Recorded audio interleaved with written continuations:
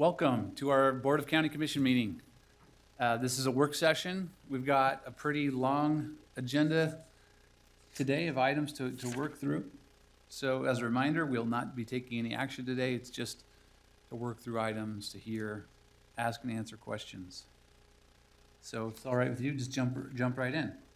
Looks like the first item on our agenda is the Willow Park transfer agreement, or just a discussion about that. I guess initially turn it over to the City of Lehigh.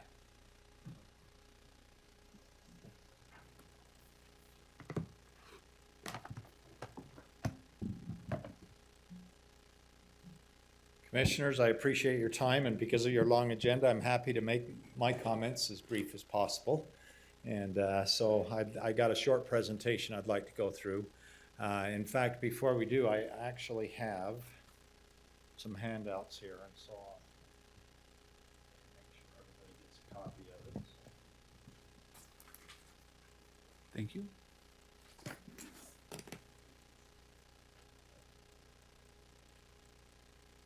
Thanks, Mayor.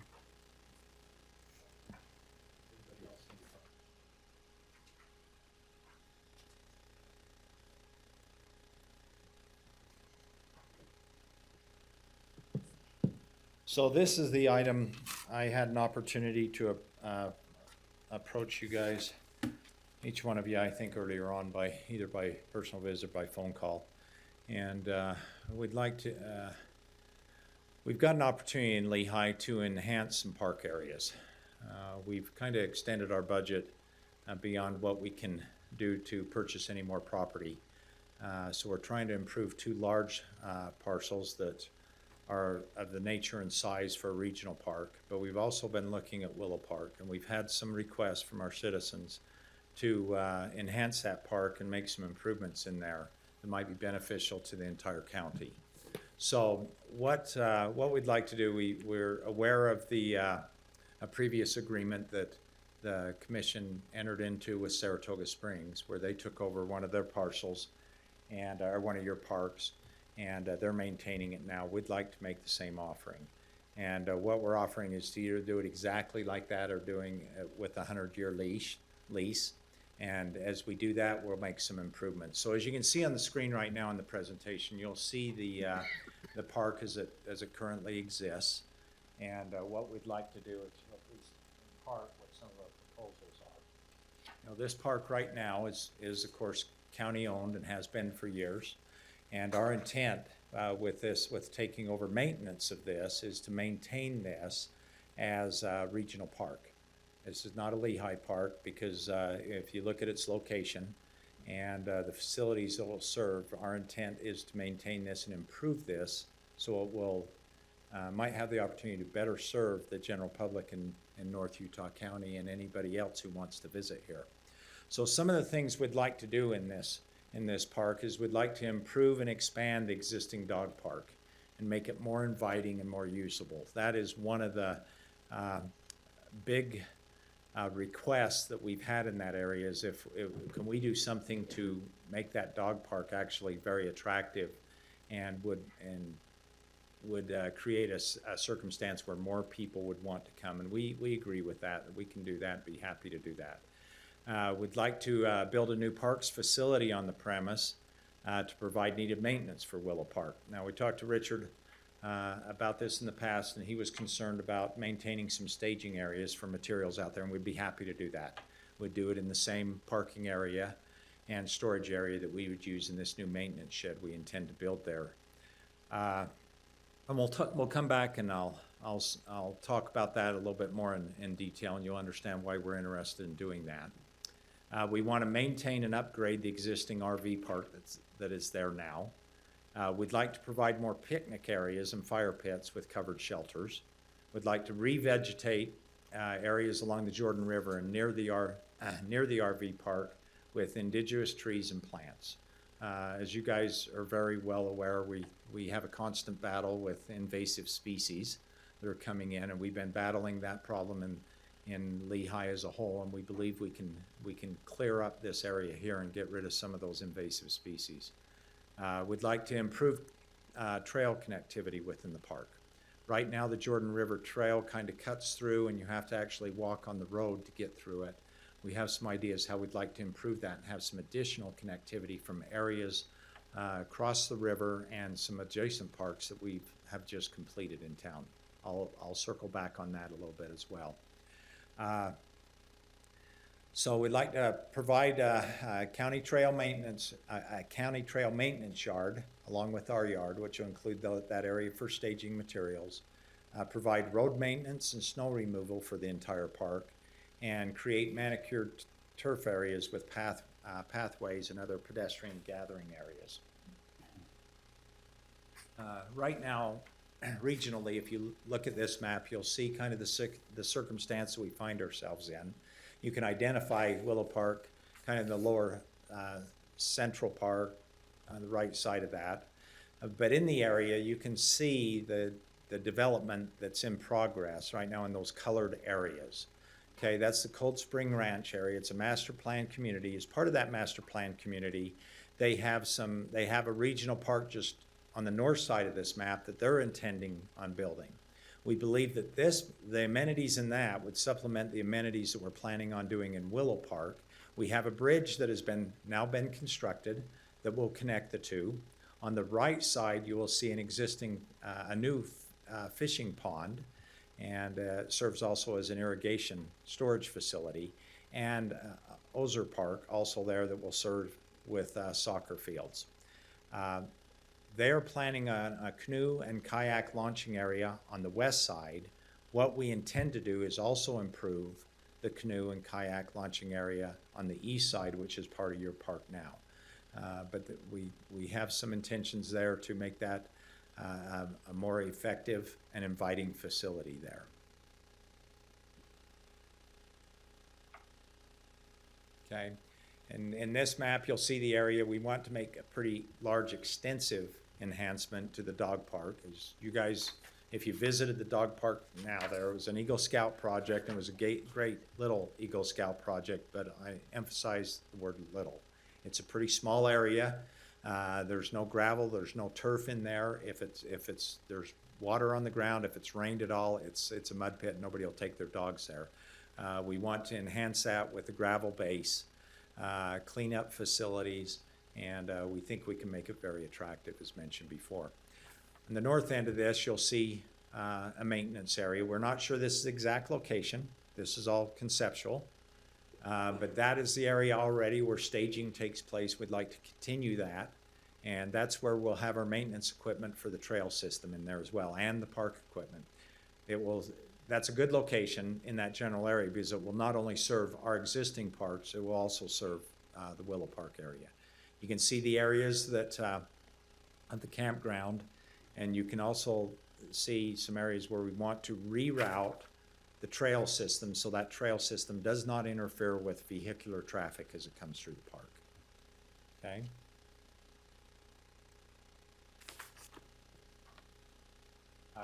There's kind of a vertical diagram of the boat launch and the structure for the maintenance shed there. The boat launch, like I say, located where it is now, but we want to enhance it. I didn't even know we had these. We were talking about these on the way over, the canoe launch and the kayak launch, where you don't even have to get in the water. You just get in your kayak, slide down the ramp, get in the water, and there's some pretty neat little facilities. They have them up at Tibble Fork if you've been up there on their boat ramp, so it'll serve ADA purposes as well. So pretty effective units. Okay. So that's my presentation. I told you it'd be brief, but I'd like to know if you have any questions on how this agreement may work. I'm happy to answer that if I can. I have staff here that's been pretty heavily involved in there, and this is their proposal as well as mine, and so I'd like to answer any questions that you have. Yes, thank you, Mayor, and this is kind of exciting to look at, I think, as an opportunity there. On a security basis, I'm not sure now, if calls come in from that area, does it go to the sheriff's department or does it go to your law enforcement? Well, if we take over the lease and we take over, or if it's a lease or a purchase like the other agreement, whichever one, I don't care. This is going to be patrolled by Lehigh City Police Department. Okay. Basically, we would consider the ownership of it but the usage is a regional park. So we would treat it as if we own it, free and clear. And I'm not familiar with that distinction. You made it a number of times. What's the distinction you're making there in terms of a city park and a regional park? Okay, so a city park usually just has city facilities, and it usually has activities that are dedicated to the citizens of the city. For instance, some of the parks we have now that have either baseball fields or soccer fields or lacrosse fields in them or whatever, those are typically just for city activities, okay? Our intention is not to limit this to city activities. We have a growing area in there, both in Saratoga Springs, Eagle Mountain. We'd expect Highland. We'd expect most of northern Utah County to participate in this facility. There's not an opportunity for a launch of this type in the Jordan River. We'd like to see more activities on that river. We'd like to see better usage on it. The Jordan River group is trying to promote that. We've been working with them in the past. We think this is a great opportunity, having a launch on both sides of the river to encourage use of that. We don't care where they live. We just want to make sure that it's available. Now, I mean, and that's just the nature of the scale of Yes, the opportunity in the park. generally. There's not really a difference in terms of, because in both cases, you're proposing the city has full costs for operations and maintenance. And I guess really your baseball example, I mean, I would imagine in all the parks, really the cities are welcome. I guess your rec center is an example where residents of Lehigh get a different deal. Right. So maybe that's the only distinction. But in this case, most of this stuff would not be fee generating. Perhaps the canoe, if there's rental or concession, I don't know if you're envisioning that. That's a great idea. We hadn't thought about it. we But, could so in other consider it. words, it's only on those things, or potentially, at a regional park, you would not charge residents of the county different than residents of the city. That's right. In every other case, financially, it's the same as a city park. That's right. So generally, and you're right, when you have a large-scale park, people from all over come and use it. You can't patrol that. We realize that. Baseball fields, you usually have baseball fields that are staffed by city employees, but the rec leagues and the rec teams from the city. And so usually, unless you have a tournament that is paying for that use, those are city kids using those facilities, right? Because they paid into the program. Our baseball fields are going somewhere else. We're already planning them in a different park, and we're involved in that process right now. Soccer fields, the same thing. You know, some of the soccer fields we have in town, the league, both the league play and the city play that goes on there, they're limited to a certain amount of participants that actually pay to play. We don't see other, you have the campgrounds as an example. I don't anticipate anybody's going to be checking their driver's license to see where they're from when they come and rent a camp spot. First come, first serve. First come, first serve, or on a rental basis, a reservation basis if we do that. If it's popular enough, we would probably go reservations, right? Generally, there's a whole nother line of questioning, which is, especially when you look at this development that's planned there, with all the growth that we're experiencing, I think we need more green, open spaces. I believe in investing in our parks. And for me, this is not a controversial issue of it's transferring from the county to the city. If the city has a vision for it and is willing to invest resources, we're serving the same population. But perhaps when it's right there within your city boundaries, the city might be able to do a better job of maintaining and operating it. And with the county department spread thin across the entire county. So I'm open to this concept. I guess the question that I would have is, I wouldn't want to lease it without those commitments from the city to make investments. Right. And to make the improvements. If as long as the city does that, I think it's a win-win here. What comments do you have about the commitments? I would imagine that would be drafted into the legal contract of the amount of money you're going to invest. I don't know, has the developer already agreed to put in this regional park on the north side? Maybe give some Yeah, comments the there. developer, I'm going to say this, I'm going to turn around and look at my parks guy because I'm pretty sure I got this right. The developer, as part of his community plan, is committed to build his portion of the park. okay?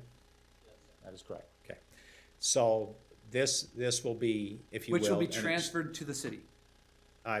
Generally, it is. Is all of this transferred to the city? Yes. So the answer to that, I wasn't sure about. Commissioner Lee asked me this question once when I talked to him, and, you know, on the cost issue, the reason we're asking for just a lease, you know, a very low amount lease for 100 years, or just the gift with commitments, we're happy to do that, is because we've went through an open space analysis in the city. We've actually started this a few years ago. We just had it revised recently and had a presentation. There's facilities we know we need to add in town, in the boundaries of Lehigh City. We have purchased recently a 72-acre parcel that is part of that, and 53, Eller Road's 55. We've kind of extended ourselves on property purchase.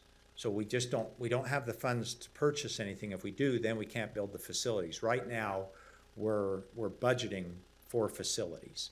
We will budget, and we can commit to budgeting the construction and maintenance of facilities in this park as part of that agreement.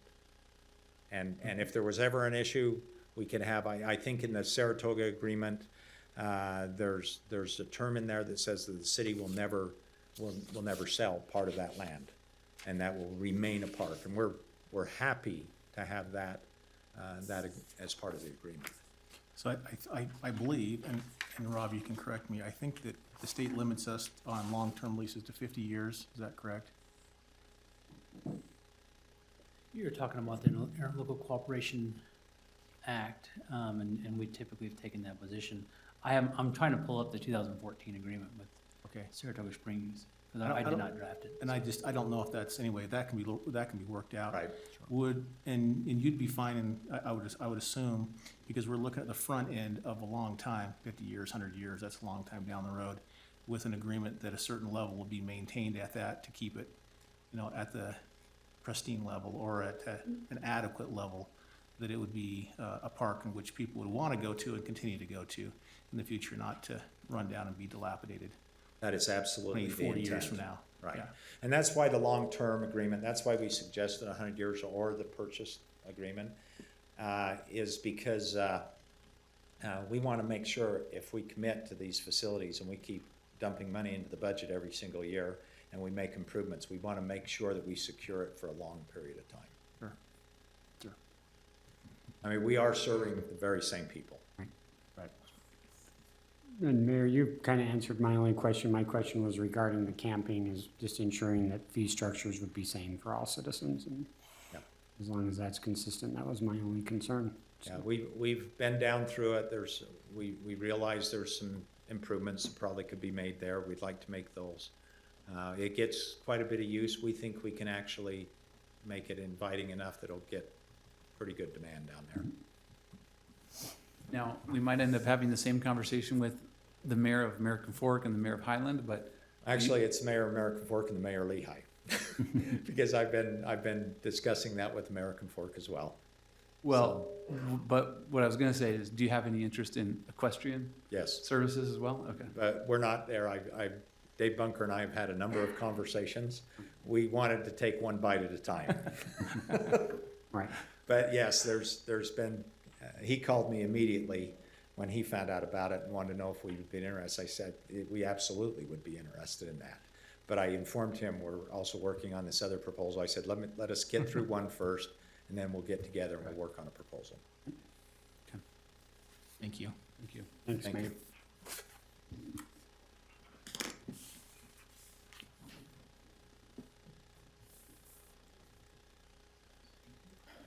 Okay. If there's no other comment on that, then we'll go to agenda item number 2, work session, I look about contract.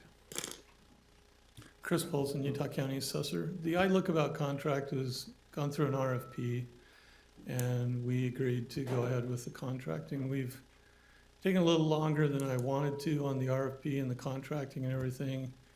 We're hoping to get part of that phase 1 done in the 2019 budget, but that didn't happen. So we're going to do all of it based on what has already been allocated for 2020. The reason we're doing that is because if we push back phase one, we're looking at a completion date in April, probably the end of April, which means we don't have to hire the additional employees that we were anticipating hiring until probably end of the second quarter, beginning of third quarter. So that frees up the funds that we can pay for the phase one without making any adjustments to the budget. We'll just have to move funds out of the 1,100 and 1,300 account into the appropriate funding to pull that off. So that was the big issue, is just the funding because of the delays. But I think we can work all that out within the current budget. So if you have any questions about the contract, it's, Paul Jones reviewed it, and we've been going back and forth, making sure that both parties were happy with it, and they have signed it, so. I don't have any questions. I don't have specific questions. Obviously, I wasn't around for the RFP really of this one. But I think certainly that approach that you said makes sense. I think that our process would be to confirm with Deneen prior to the execution of the contract that those funds have actually been transferred from the wages. I think we would approve that, so that it's available for the And contract. I think we can move those at any time, can't we? So I think they just wanted that to be done before it's on the agenda, so. we can transfer that before that happens, yes. All right, thank you. Appreciate it. I've got item number 3 about a maintenance agreement with a copier. I'm actually not sure how this ended up on the work session. There are 3 almost identical contracts. 2 of them ended up on the regular agenda, and this one ended up on this one. I don't know if I pushed the wrong button or somebody else did, but if you have any questions, I'm happy to answer them. Okay. Well, maybe just since it seems like they're all the same for the other ones that are on the regular agenda, Yep. maybe just give us the quick overview of, is there anything out of the ordinary here? And Now, pretty routine renewal of maintenance agreements for copy machines. these are the same, are these new copiers, No, they're older ones. old ones? So we're just renewing the same maintenance agreements. Okay, and this is all budgeted for? Well, as far as I know, I mean, there's for other departments, so I'm assuming it is. All right, well, that saved us asking you that same question at the regular agenda. Right. Thank you. Looks like I'm on number 4 as well. Number 4, go ahead. Actually, not sure why this is on the work session either. I understand there's some questions about it. Yeah, so walk us through what this is. These are just purchase of the tags, the ID tags to put on countable property, so we keep track of them. We order them in bulk because the more tags you order, the better price you get. This is probably like a 3 or 4 year supply of them. These go on the computers, iPads, Pretty much, yeah, screens, everything. pretty much everything. I mean, we're only required to tag the higher value things for financial reasons, but we tag lower value things as well, personal appeal items that might tend to walk away.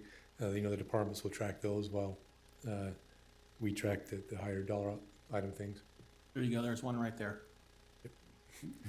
Yeah, it might have been, part of the question might have been, I guess this comes out of the non-departmental budget, so I don't know if that was an issue, why that. Well, I think there's a question too about whether there's budget for this and whether these were asked for in the budget. So let me ask Deneen, do we have a line item for this?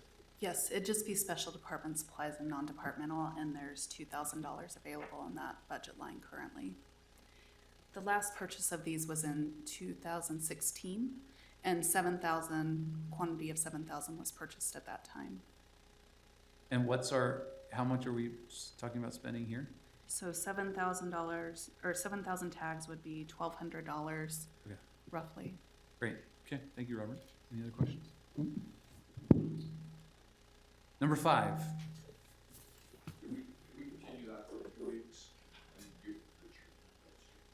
Yeah. Yeah, I think we can continue, item number 5. I think that, that was a reaction. I think that these are relatively significant changes in policy. So I think certainly want to make sure that it's been through attorney, public works, everything. I also want to make sure that we're using the right travel policy. I know that our travel policy has been revised somewhat recently. So I wasn't sure if what was being redlined was the old policy or the most updated one. So anyway, but okay, so do we need a motion to continue that or? No, I think we can just continue. Would you visit with me, though? I have some questions that I'd love to have some discussion with. Okay. Okay, we'll move to item number 6. Items 6 and 7, if I can head you off. So the agenda system has been revamped. Now we have a button on there that they can click to go work session or onto the agenda. So that's on there now. It wasn't previously. And so everything kind of got thrown on. I think it's probably Robert's, a little bit of his as well. And so these items, 6 and 7 from the health department, they would prefer that it normally would just go on our agenda without a work session unless there's a need that you see that we need to bring it here. I don't know if there's a need, but it also, if they have representation here. Yeah, and he's here for that, just in case. Yeah. I said, you come, but in the future, they'll probably just click, the button's now available. Sure. Do you have any questions, or can I help you Well, with any of actually, these? just because I had questions, Oh, not me okay. personally, but some directed it to me because some HIV prevention has been in the news lately here in Utah. And so I had someone that had asked if this had anything to do with the state's recent efforts. And I didn't feel like it did, but maybe if you could just briefly describe what the amendment does and how it benefits the public. Okay, so this amendment is adding almost 6,000, I think it's $5,875 in additional federal funds specifically for testing residents, individuals for HIV. And in the contract, we're to test 300 individuals. And we also are to link individuals to those services that they test positive, and also individuals who, even if they don't test positive, to also ensure that they're linked to resources as well. We are then, part of our requirement is to provide free testing and notification to partners of individuals who test positive for HIV. And then there's a whole process, obviously, with epidemiology, disease tracking, where we record the information into the state system. It's called NEDS. And we complete reports. Part of the funding requires that we train staff to make sure that they're qualified to do those things. But to answer your original question, so that's what it's for. Perfect. Is as far as the messaging and the truly bizarre state program that went on. As far as I know, none of that has been distributed to the health department as a part of this, or for us to distribute at all. So I'm not aware of any. I don't think anything ever came to the health department for that purpose. Okay. So, perfect. Any other questions? Not on that one. Let's go to number 7. Okay. What is this agreement in number 7? So the Utah Highway Safety Office offers it's kind of a unique offering. It's called a fixed price deliverable. The health department performs specific requirements for this funding, and this funding is specifically for the purchase of for car seats for low-income families. A minimum of 150 car seats is to be distributed to low-income residents here in our county. And also, along with that, we are required to do a minimum of 300 car seat checks to train parents on how to properly use and install car seats, because 90% of the car seats out there on our roadways are used incorrectly. And so that's the purpose of that. We also participate in awareness activities that are statewide, and we also serve as the expert trainers for community volunteers that help out at child passenger safety events, car seat checks, community activities like that, and Child Passenger Safety Week. I'm trying to think if there's anything else. And all of those expenses are covered from state funds. It's Utah Highway Safety Office funding for the car seats. We also have funding through the Utah Department of Health Violence Injury Prevention Program to then do, you may have heard of the Utah County Safe Kids Coalition. There's a state coalition, it's all injury prevention related. We have trained health educators also that are certified traffic safety car seat specialists that help with this too. Lots of, a big thrust for trying to prevent tragic automobile-related fatality and injury due to car seat, car accidents and things like that, so. Okay, thank you. You bet. Appreciate it. I don't have Thanks. any additional questions. Any other questions, Commissioner Lee? Okay, thanks a lot. Okay, number 8. Adopt resolution, well, this is about the interlocal agreement with Springville for construction of 1200 West. Yes, this is the agreement that was on the agenda last week, had some discussion on it. It was continued at that point. Had some conversations with Springville City early this week regarding the areas that had, I think, the most questions that were brought up in the last meeting that regarded the corridor preservation portion of that agreement. What Springville has opted to pull that part completely out and just do the agreement for what would be the funded project. So we've actually revised it, gone back to the standard agreement that would take all of that corridor preservation portion of it out. I think that's where the All majority those of it. bullet points that we Yes, had, those weird yes. language? Yep. So all of that is gone. I have been working a little bit with Rob on it.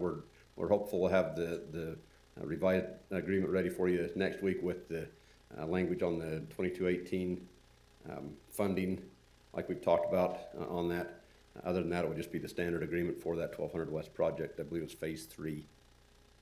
I think that addresses the 2 major points that were Yeah. brought up. It was mainly, we were doing this without, we didn't want any risk or any financial burden placed on us. If they want to go ahead and do this, I'm personally fine with going down that road, but we didn't want to be using our credit or the dollars. Right. And then also, we didn't want to have anything come back to us and say, now you're responsible for And it was really complicating it with that It was- corridor money in there. And Yeah. so we've talked to them. They're pulling that clear out, and I think we should be in good shape. Okay, so we'll get some language on that. Yeah, so we'll have that before your meeting next week, so. Okay. Number 9. Yes, I believe all of you have had an email correspondence from Adam on this one regarding, this is a grant application to the Utah Department of Agriculture for some of the fragmite control. This is where we're applying for money to help with the frag control around the lake. There is a deadline that's coming up here, so I think we'll be looking probably just being a ratification next week based on the responses we've got back on previous emails. So, any questions on the grant? I don't have any questions about that. That may be a ratification. Maybe we'll circle back to a couple other, well. I don't know if we The can. deadline on that's January Friday. 25th. Yeah. Yeah, Saturday, but Yeah. essentially Friday. So, and that's the same thing on item 12. One is for Phragmites, one is for the garlic mustard.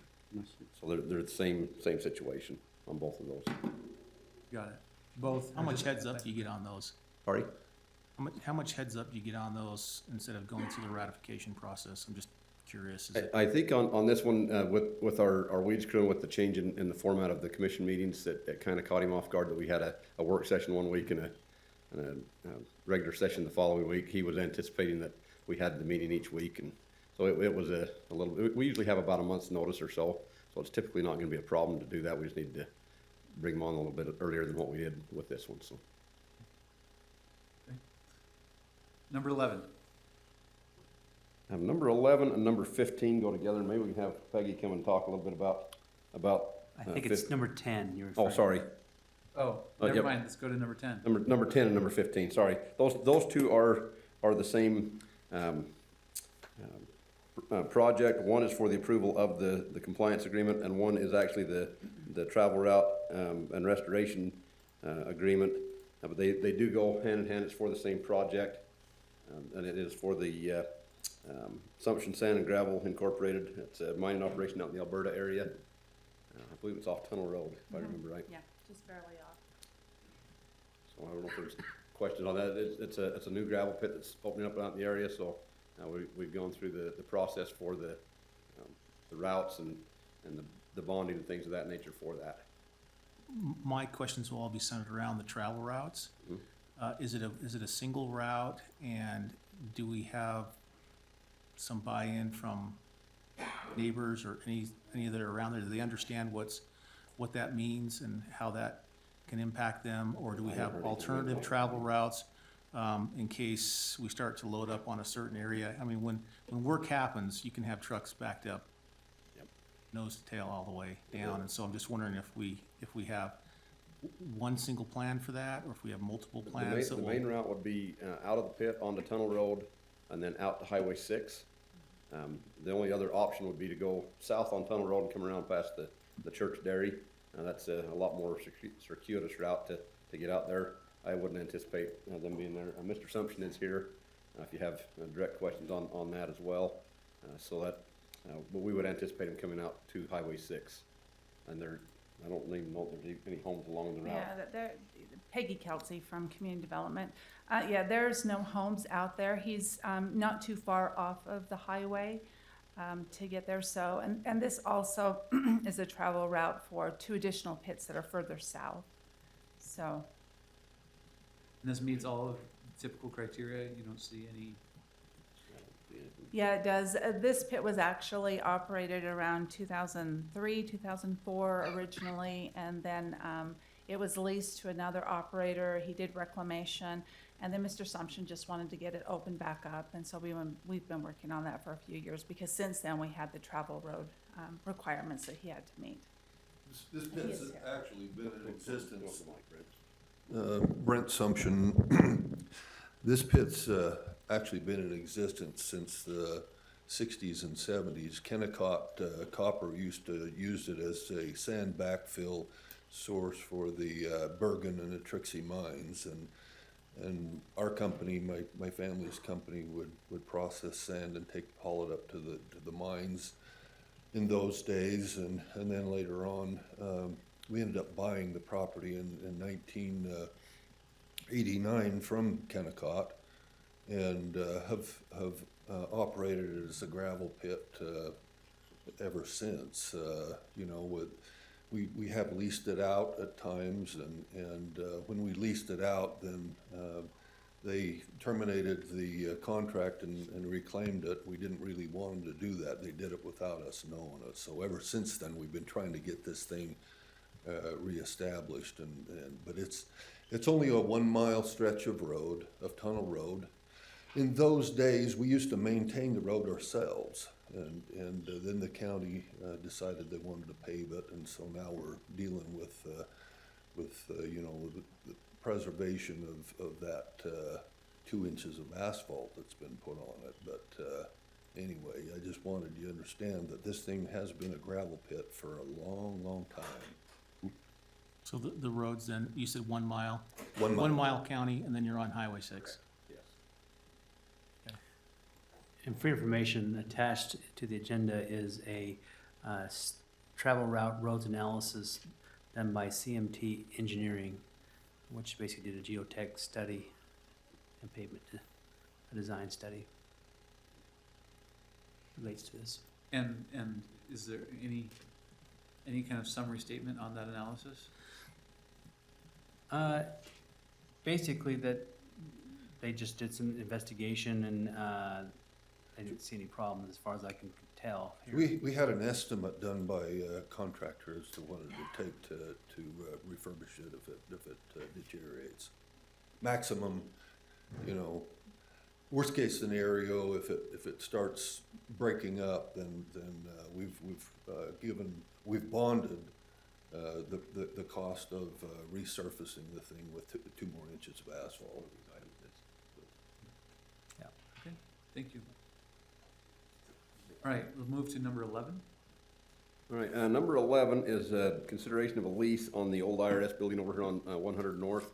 And as we've been talking with the sheriff's office, they would like to move the SVU unit that's in the historic courthouse into that building. I believe you guys have actually been and looked at the building over on First North Avenue and feel like it would work well for that. It would also free up some space here on this campus.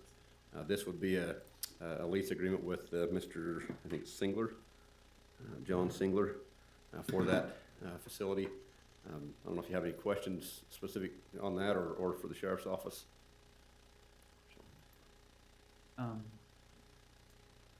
I remember speaking with the sheriff's office that this would be a good fit. They were gonna check on it. Sounds like that has been the case. My biggest issue with this property has been,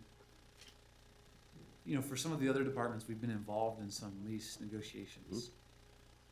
And the price expectations for this building, when you look at the current state of the building and how it's situated and its floor plan and everything, the pricing expectations have been higher than what we've seen elsewhere in the market. Right, there was a similar building that I think you were looking at together with one of the other departments that, if I understand, it was Quite a bit it was cheaper. actually listed at $9 $975. and 75 a foot, and that was not triple net even. Yeah, the 975 was a triple net. Was triple Yes, it worked out to be about $15 all in. This one, I believe, is 1905 is where it comes in at, if you do the all-in option. And let's walk through, so they're proposing a $13 square foot triple net. Is that right? I believe so. Let me find that right. Get the right paper here somewhere. What it says here, plus the management fee, 5%.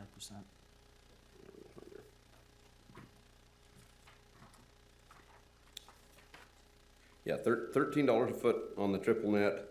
When you go all in on it, it works out to be about $19.05 a foot. Now, who did those calculations? Is that you or is that them? This is from them.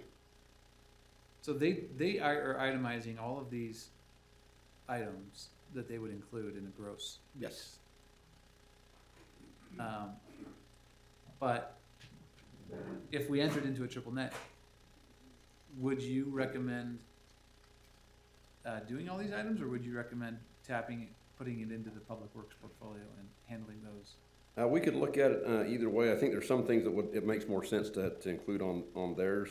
As we get down, let's see, where is it? Here on the snow removal, that's something we can easily do with our crews. We're already here on this site. It's not a big deal to take care of that. We could even look at doing the grounds maintenance. So there's definitely parts of it that we could do fairly easily. I think it's probably a combination of both would be probably the most cost-effective way to do it. And is there any tenant improvements being offered by the landlord?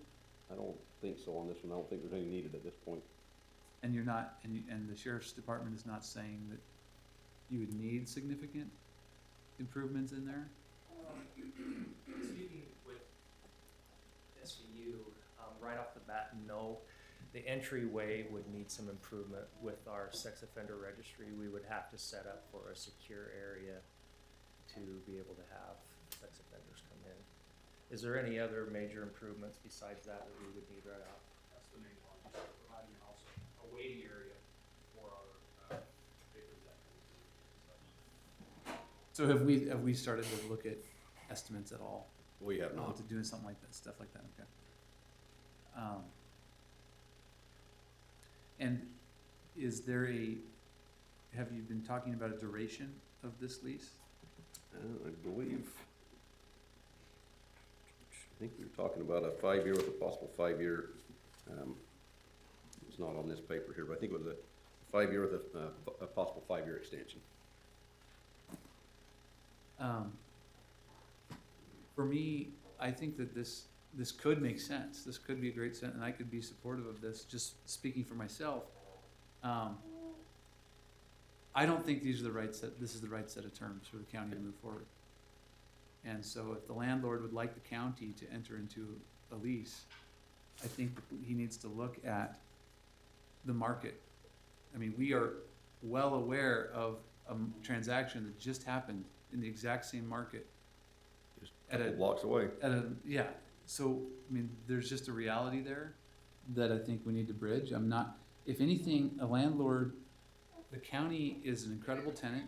We can enter into a long-term lease. We're a credit tenant. We're one of the best tenants in downtown Provo. If anything, a landlord would make additional concessions to us, not charge us a premium price. Okay.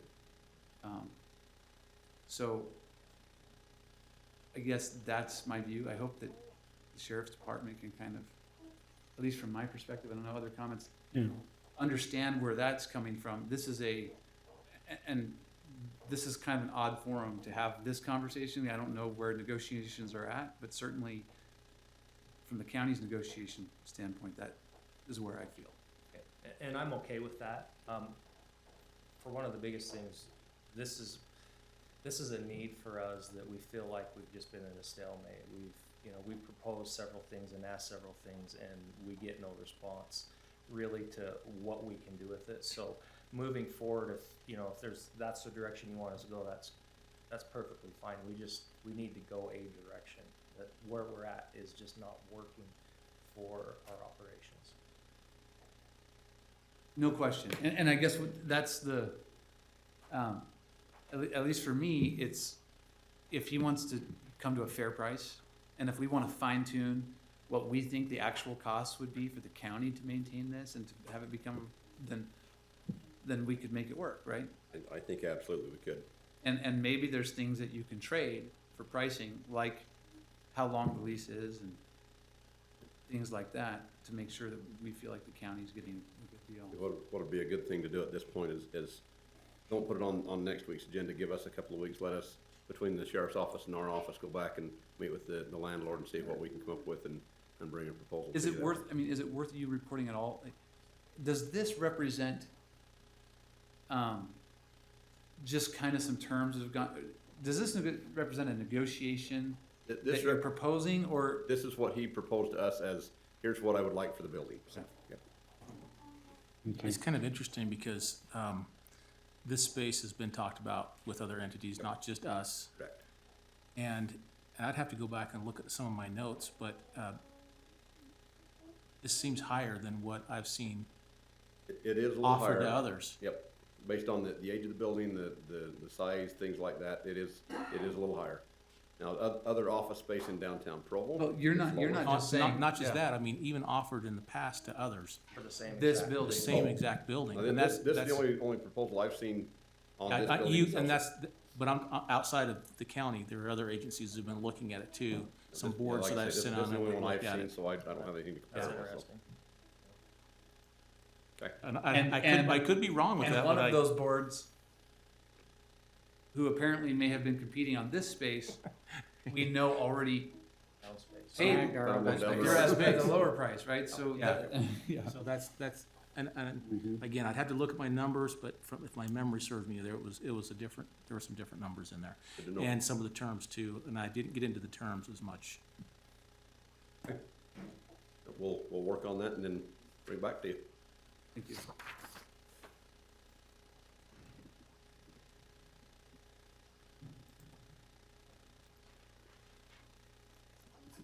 Okay, item, I guess we're moving on from 12.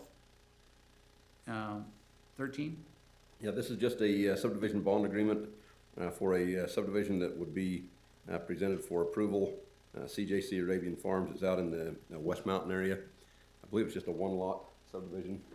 Yeah, I'm not sure why this one is on here as well. I think it might be Because kind we of that already same sort approved of this thing. subdivision, right? So this is just the bond? Yes, this is just the bond agreement, so Okay, all right, and then 14? pretty straightforward one. So 14, this is up just below the Thistle Slide and above our Spanish Fork River Park.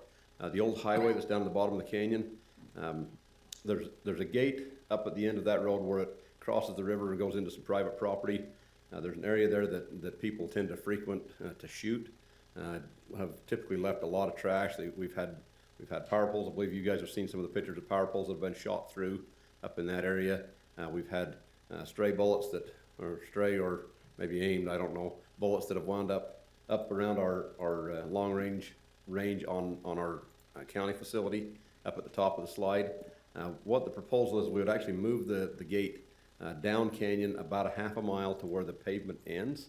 There's an area there where we have a good controllable area to move the gate. We feel like that would get rid of some of the nuisances we've got going up on there and have the people not up there shooting up into our range and not leaving the trash. It would be more of a visible area. So it'd just simply be moving the gate down canyon a little bit. So I remember this property, I remember going up there and we talked about possibly archery range. I mean, there was all kinds of conversations that we had up there. The biggest question I have here is that if we put a gate across that road, do we have any prescriptive rights, easement rights of people who want to travel up there? Are we gonna be? There are two landowners that access their property through this road. They currently have a key to the gate that's there now. We would provide them a key for that as well. Beyond that, I don't know, Rob, if we'd have to do anything more than that with the road itself. As We far talked as like about any- vacating it too, at one point in time, but I don't know how we do that if we have people going up there. If you vacate the road, then the people would still have rights to that road. Yeah. the landowners. It's a private road, yeah. But not just general public. We could put No. a gate down there. You could you can also authorize a gate to be placed on a road and close it from time to time, or even semi-permanently. So, you have the ability to do that. I mean, you have jurisdiction over this road, and so you have the ability to control access and things of that nature. So is that what is the proposed, if we install the gate, when are we planning on? So there's already a gate there, is that Yeah, right? there's currently a gate there where the road crosses the river. We would simply move that gate down canyon about a half a mile, And keep it basically closed 24/7? pretty much always. But there were people, if I remember correctly, on the other side of the river that, even when we were up there. There's two private landowners on the other side of the river. They would be provided a key. They would still have access. Like they do currently. They currently have a key to the gate that's there now. We'd simply, So their access would not change. right, yep. And part of the concern, on a safety measure, part of the concern was you're on one side of the road shooting, somebody comes up the other side of the Yep. road to access their property or to shoot as well, because seems to be an area where people like to go up and And shoot. we've had conversations with both the landowners. They're both supportive of this. They feel like it's a good idea. And may wind up with more people up their side of the road, but. Well, you can't get on the other side. There's a private road down canyon about a mile and a half is the only other access across the river. And it's gated at that Oh, point. it's It's not a gated too. public road. Okay. So they I just remember can't- seeing the people on the other side Yeah. when we were up there. You can walk in there, but you can't get there by vehicle. You're going for the full sweep here on the agenda item. I'm trying, so Number we already talked 15. 16? 16, a couple of weeks ago, we had a letter on the agenda for the FEMA application for the Thistle Tunnel. What this is the application for that same thing. That didn't realize at the time we had an application that needed signed as well, but that's what this is, the application for that same funding stream. I guess as a note, I assume that you saw the bill that it was introduced by Senator Romney and Representative Yes, Curtis, I have. the matching funds. I like Tracking that. and, okay, I think that's a move in the right direction. Yep. yeah, I appreciated their responsiveness to that issue. Okay, 17. 17 is an interlocal agreement with Pleasant Grove City. We talked about this at the time that we did the interlocal for the construction of Canyon Road. That Pleasant Grove, as part of the interlocal with Pleasant Grove on the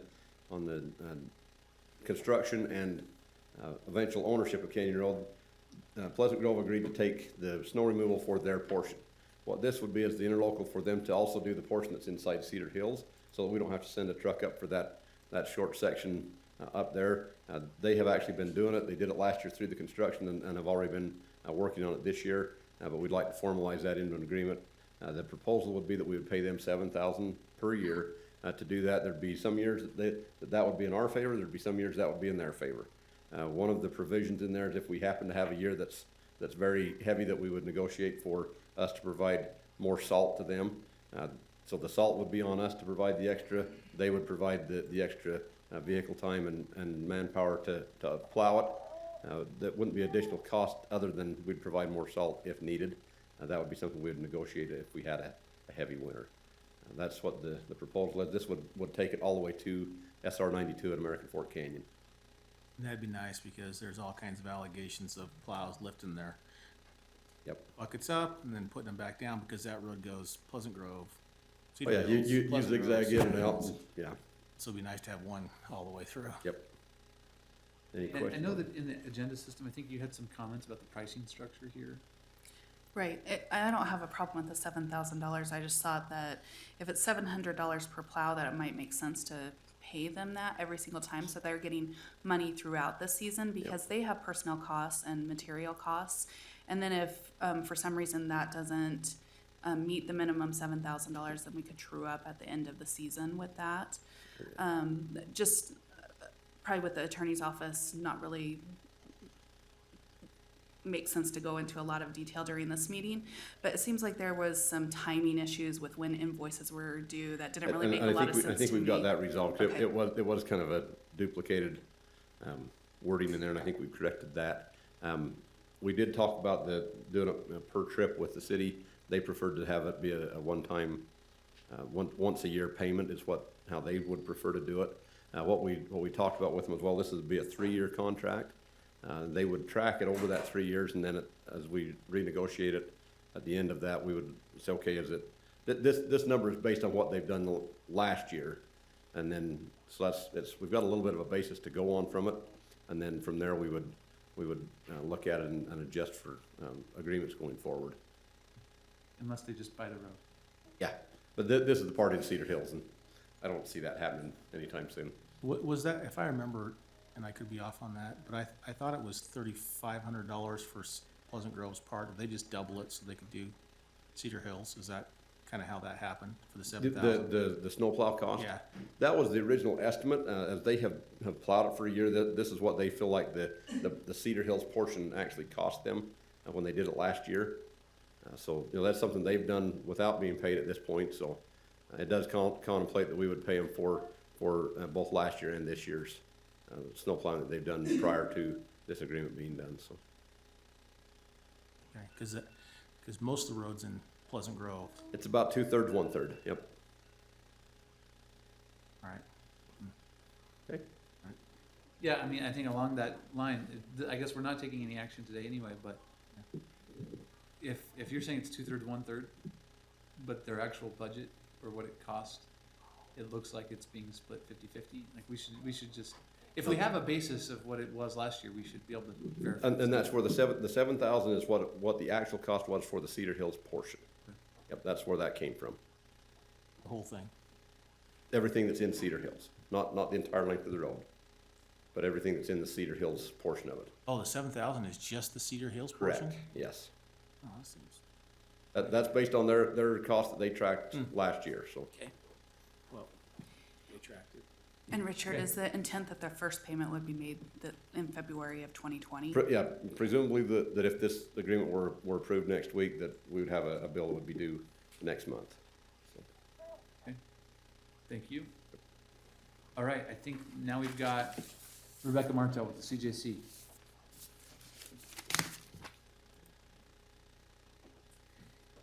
Hello. Hello. Mostly I just wanted to be able to answer any questions that you guys have about this lease. We at the Children's Justice Center and our advisory board and our Friends board have long recognized that we really need services available in North County.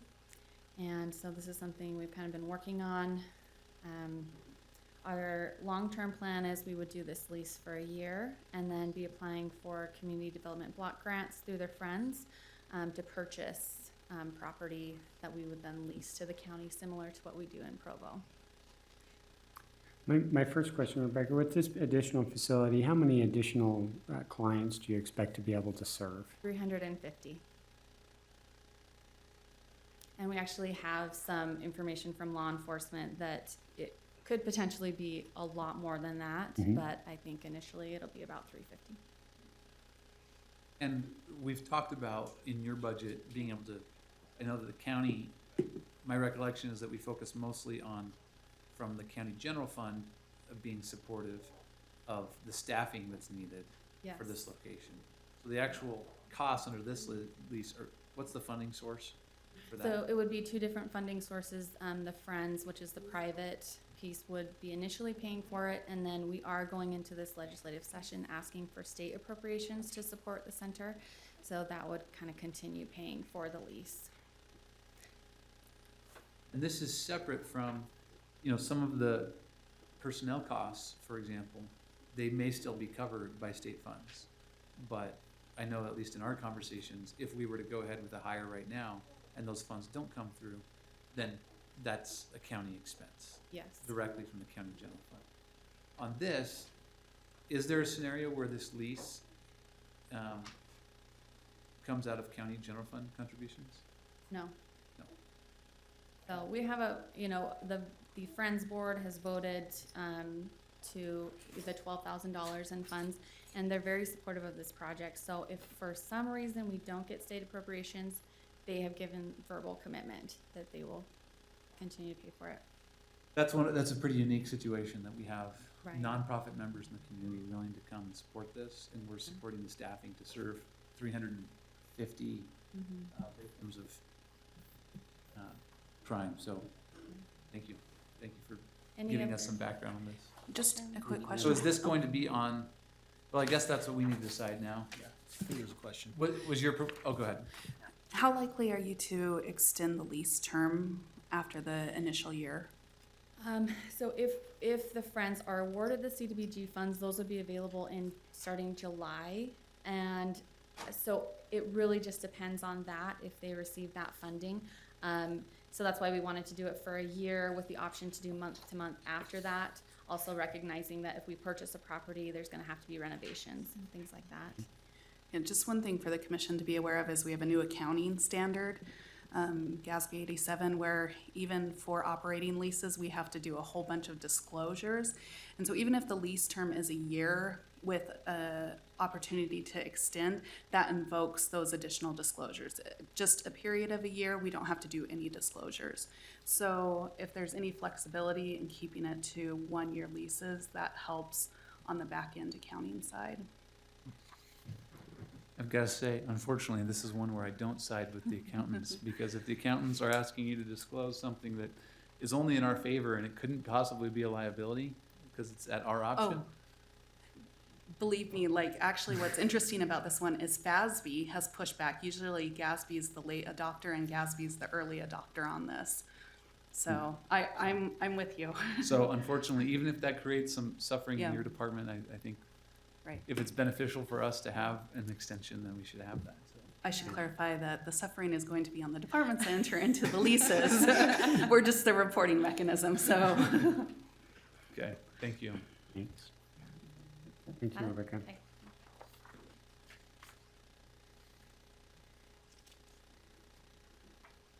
Okay, so I think we're just looking at our notes, trying to find a motion for continuing this. I think Commissioner Lee is working on that, on what's continued to the next. So I have, number one, obviously was a presentation. There's Yep. some work needs to be done there. It looks like number 5 was asked to be continued, till we go to the next work session.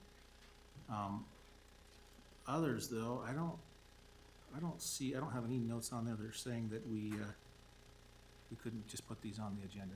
Right, Do you see the same? I'd see it the same. Mhm. So I guess, what was it, number 11?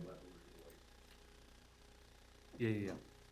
Oh, the IRS Oh, yeah, building. yes, thank you. Okay, so I don't know if that's we're not really making a motion, is that We just don't kind need of to- direction that, I don't think we need to do anything with the ones we're not taking any action on. But I think it's always just helpful to, those that we do want to place on consent, Mhm. just clearly do that, yeah.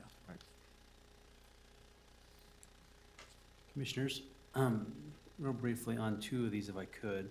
Coming back to number 18, the CJC contract, based upon the discussion that you just had, and I'm looking through the contract now, proposed contract, it may be advisable to put a non-funding clause in this lease agreement if the landlord would be willing to accept that, given the fact that there's some issues as to the funding of this CJC facility. That way you don't have any concerns that it would, eventually, if it's not funded, we could get out of the contract. So actually on page 2, if you look at early termination, we do have a clause in there that with written notice, we can do early termination. Very Would good. that cover Let me look, that? I'm trying to find It's it. on 2I. So under 2A, and then there's an I, early termination. Page 2. That would work. You just provide 60 days notice without cause. So that should be supply for that. Thank you. And number 1, on that Lehigh request for Little Park transfer, I did pull up the contract we had on the Inlet Park, which I'm assuming is the one they're referring to. And that was we did deed the property over to them, to Saratoga Springs in 2014. It was not a lease agreement.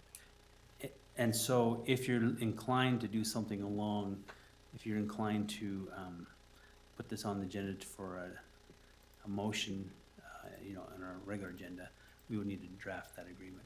Yeah, I think this one would not go on because that was just a presentation. Correct. But now that they've been here, I'm sure they will try to be working their way onto that Okay. agenda. All right, fair enough. Thank you.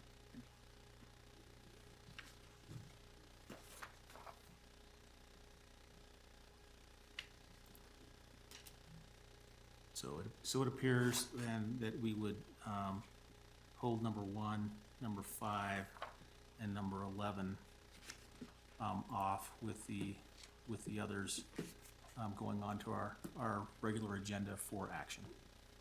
Second that. Okay, we have a motion and a second that all of the items stated will be placed on the consent agenda for our next commission meeting.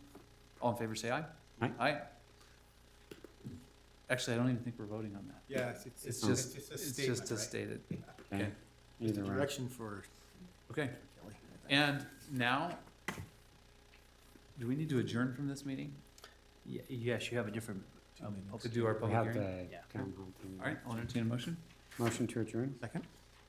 Motion and second, all in favor say aye. Aye. Aye. It passes 3-0. Okay. Welcome to our public hearing. We're gonna get your recording going. Okay, take a moment.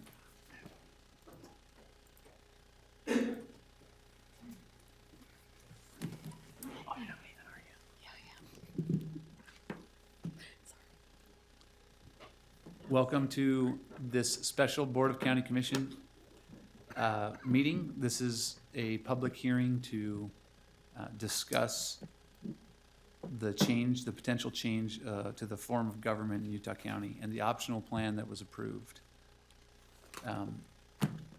In fact, I think I will entertain a motion to officially enter this public hearing. So moved. Second? We have a motion and a second to move into the public hearing regarding changing the form of government and the Utah County optional plan that was approved to send to the voters at the general election, which will be held on November 3rd, 2020. All in favor, say aye. Aye. Aye.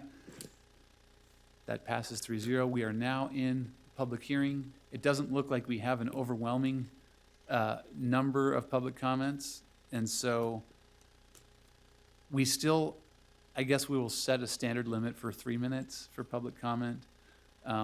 But personally, I'm willing to engage some questions, answers. It looks like it's a manageable Great. crowd. So the time is yours. Anyone? Mhm. Just state your name, please, for the recording.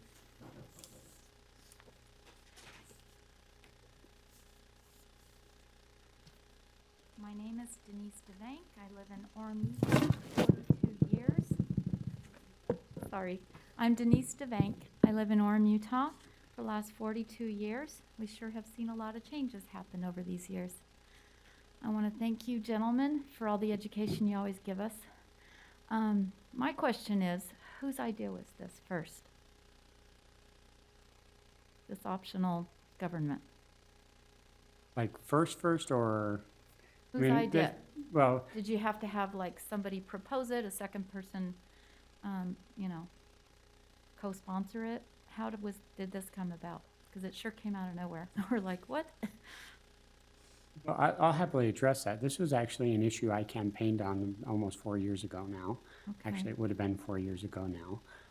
And so it was an issue that had been talked about even during election cycles prior to that. Obviously, as our county has grown, there has been dialogue about how to have the best form of representation and what that looks like as our county grows and changes in dynamics. Then there was, starting there was a petition group that had a proposal for a mayor form of government. Then we as a body instituted a good governance advisory board committee. At that time, that particular group of citizens that had filed that petition stopped gathering signatures and just, put all that on hold to allow a process to move forward. There was another group of citizens at the end of the Good Governance Advisory Board's proposal that filed a different petition. And then following that petition failing to garnish the required signatures, I put this particular proposal back on the agenda for the commissioners. Yes, we got the signatures. So that's a general timeline. Could you briefly summarize, Commissioner Lee? And first, are you for this? I am not. I didn't think so. Mr. Ainge, you are? Yeah, I voted to place this optional plan on the ballot. Okay. And generally speaking, I think that I'm happy to have an open conversation about what the pros and cons are to Yeah. modifying our form of government. That's why I'm trying to get educated here, and then I'll Yeah. put this on my websites and my Facebook groups as well. But my biggest question is, I have lived under a form of mayor and city council, and one man has all the power. He yelled it at me in the office when I was trying to get the mayor, who's my neighbor, of 42 years that I've lived there, to work on something really important, and it's our water conservation that I teach at my school. It's a charity. And what happened was that one man in power said to me, don't go to the mayor, don't go to the city council, they have no power. I have all the power. That scared the hell out of me. I have seen Orem costs go through the roof that we don't need, things we don't need. And that's what fears. And I'd like to ask you, do you, each individually, tell me what you, because now it's your time, see different? Instead of having 3 of you that we can have meetings with like this, there'll be one mayor and part-time city council, just like we have in Orem. But that scares me. Can you kind of help me with my fears? Tell me, each one of you and all of us, what difference this will mean and who has the final say in this county. Please, because I don't even have a charging station. Orem and Provo gave us this crazy busing system that is so fast it's dangerous, and it's mainly catering to students. Those of us who are trying to clean the air, because we're the worst air in the country, 2nd year in a row with Wasatch Front, and yet we don't have one single charging station down here. With city, state, or Provo, there's not one electric charging station. It's really poor managed as it is, and I'm worried if one person's in charge, how are we gonna have these debates? And could I just ask a clarifying question? Because in your comment, I was a little confused because I thought you said you talked with one person who told you the mayor and the council didn't have the power, that he had the power. He So was did. it the mayor or was it? No, it was actually the city manager, and he yelled it at me. And so that's the reason I asked for that clarification is in this particular provisional plan, there is not a city manager or a county It'll manager. just be the mayor. There will be an elected mayor, and they'll have a chief deputy, right, their assistant, and then there will be the elected council members. So all of the decision makers in this particular scenario will be elected officials.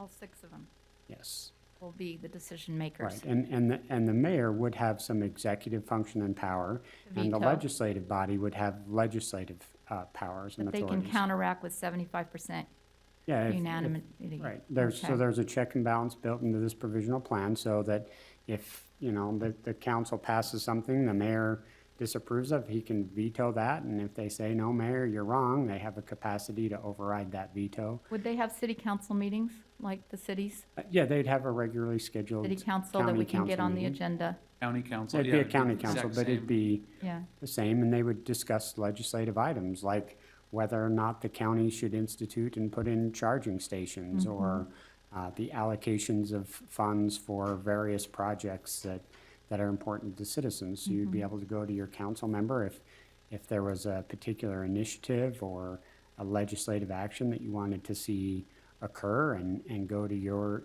your representative, and you could still go to all of them, but you will always have one individual that lives in Orem area, right, within your district, that you'd be able to go to, and they'd be able to put that, Represent us.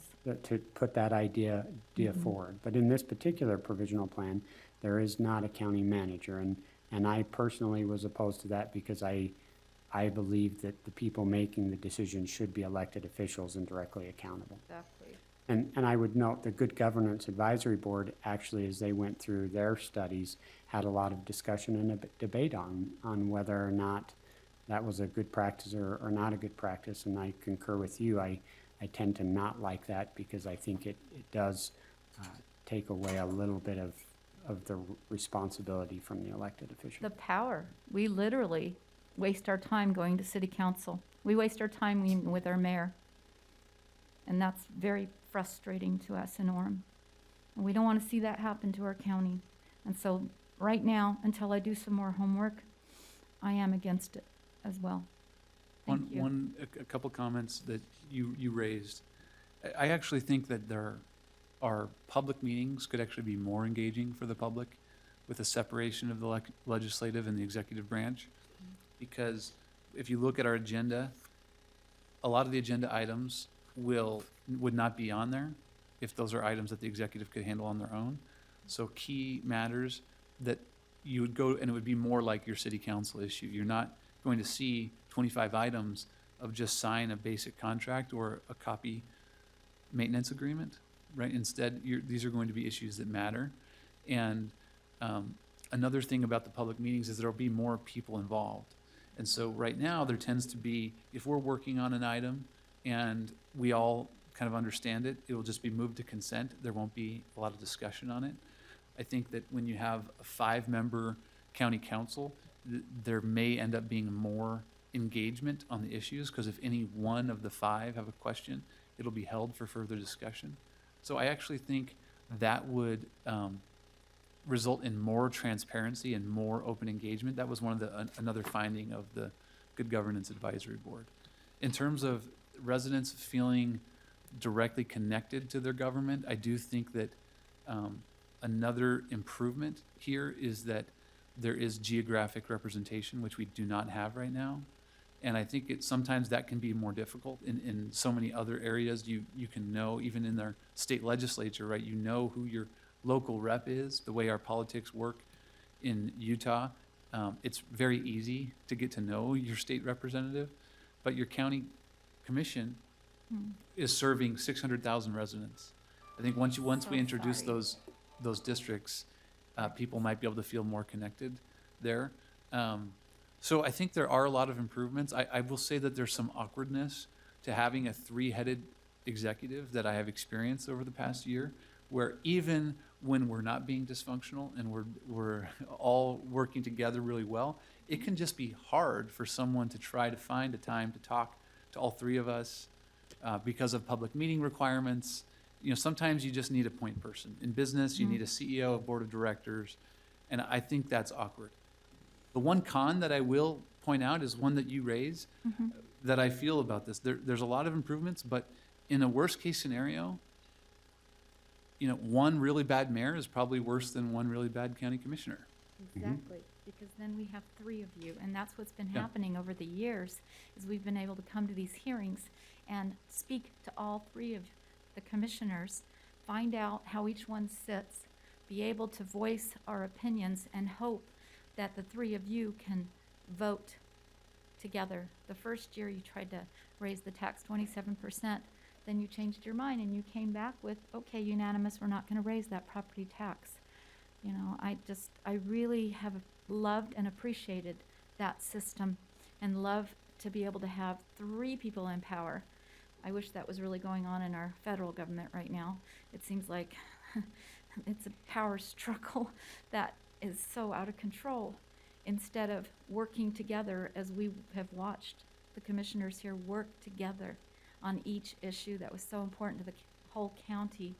And so I really have a lot of apprehensions after working with my city government, which is a mayor and a city council, that I feel like I've wasted over 40 years that I've gone since Mayor Nelson I have wasted my time going to my city council and my mayor.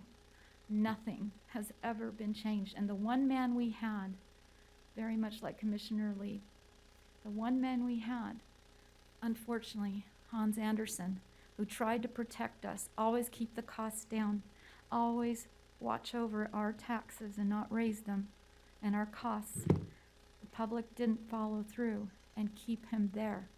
But I fear, like you said, that one bad apple comes in, and he's the mayor, and he's paid off by all the developers and everything we're watching happen and our money going to in Utah County.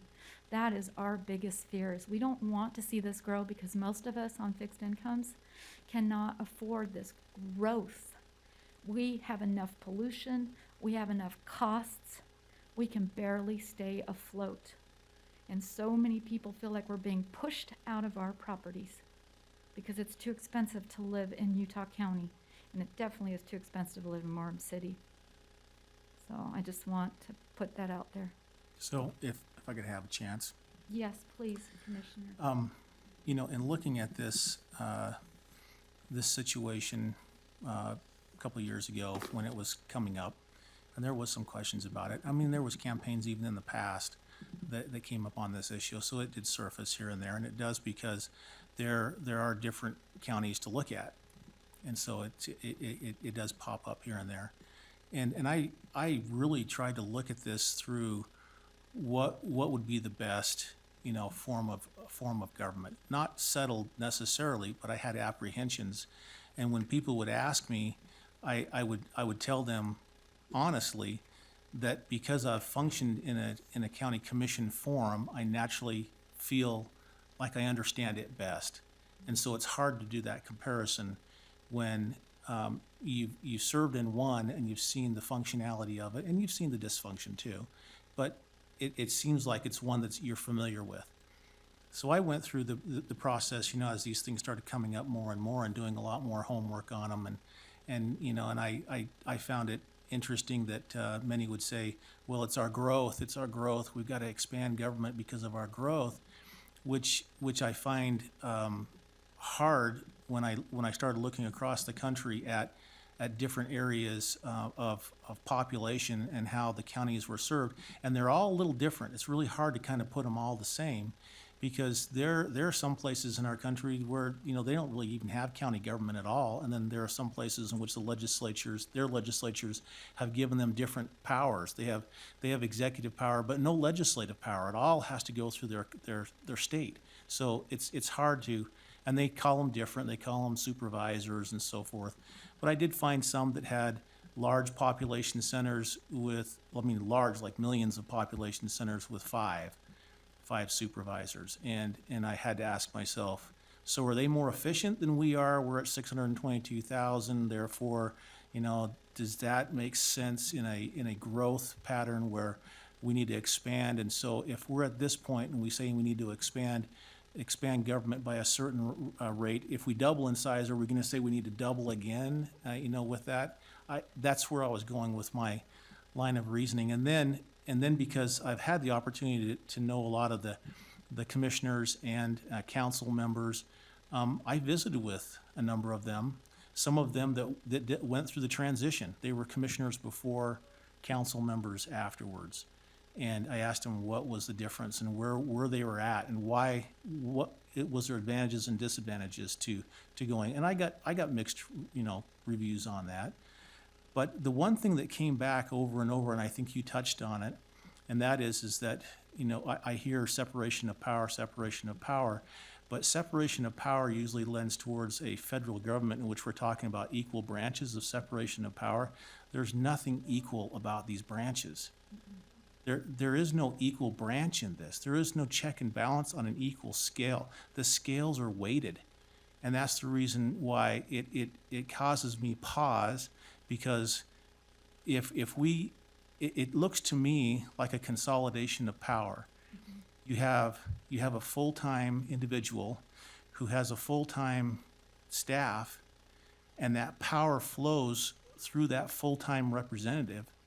And then you have part-time individuals who are going to come in when to meet with their constituents, at night I mean, they're probably working jobs during the day, and rightfully so.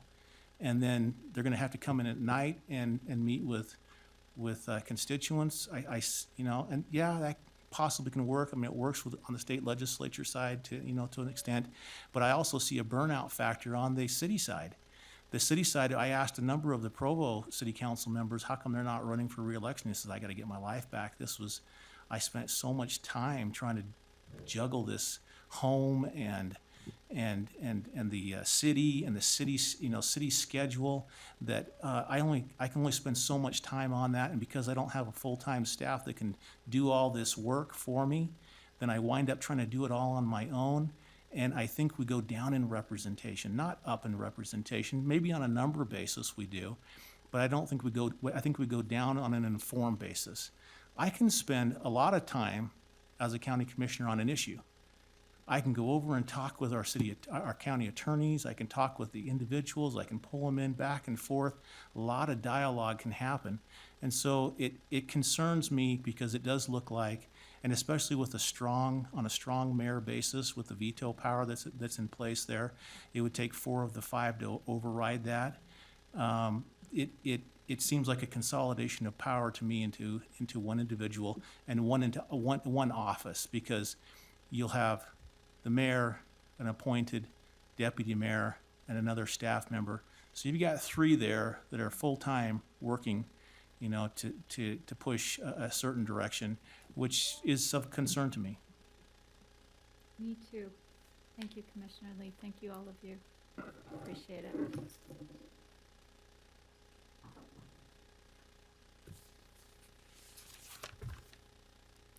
Hi, my name is Sarah Bateman, and I'm a resident of Orem.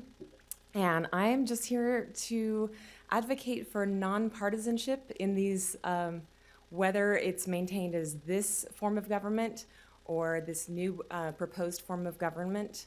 I was just at a kind of town hall earlier today with Congressman John Curtis, and I was bringing this idea up, and he was talking about kind of this hyper-partisanship that we see a lot these days. Generally on the federal level, but we also see that on the state level, and comparing that to his time as mayor of Provo, how that was a nonpartisan position, and how you could kind of remove the distraction that a lot of times comes with when you only have 2 parties. It becomes this us versus them, and it becomes a distraction from whoever the elected or whoever's campaigning for office. Encouraging people to get to know the individual, and talk about the issues instead of being distracted by, what letter is behind the name. So is that something that was considered or that could be considered to have whatever this county form of government to be a nonpartisan office? So I appreciate your comment, and I actually agree with the sentiment. I think it's a major problem that we're dealing with right now in our country. And I love the fact, I think that even on the county level, even though we are in a partisan position right now, I think we do see less of that. And I think we do see more of just engaging and trying to find common sense solutions. And sometimes partisan labels can just be a distraction and a source of division. Technically, to directly answer your question, state law right now mandates these to be partisan. So if that were to change, that would So have to be. It would have to be at go the through state the law state level. Okay. And so that is the box that we are in, and that's why it doesn't, our plan doesn't actually mention whether it's partisan or not. It does. Oh, it does say. It does say partisan. I was gonna say it's just governed by state law, but I guess to the extent it's written in here, that's just to comply with the state code. State code. Okay. That answers my question. Thank you. Thank you.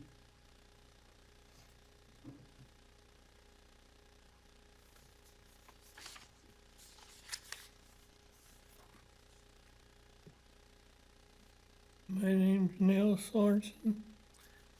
I live in Spanish Fork. I want to ask you a few questions.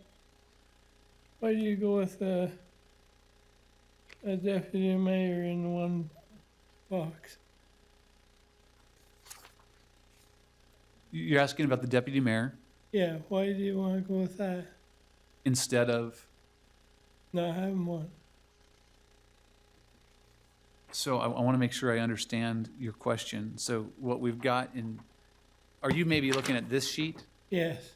So on this sheet, we've got, on one side, you have 3 commissioners, and they each have a policy advisor. And then on the other side, you have a mayor who has a deputy mayor, and then you have 5 council members who hire 1 assistant for the entire council. Okay, why can't you go to the top one?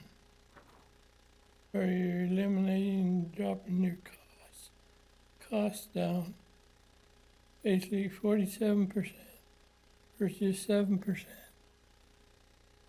We are reducing the cost. Yeah, if you look, if you look at these two, if you look at the 2020, the current form to where this would go, it represents a 46% savings if just the elected officials, or a 34% savings if you include the proposed staffing. Staff. Even the elected staff in top part, neither one of them agree with each other.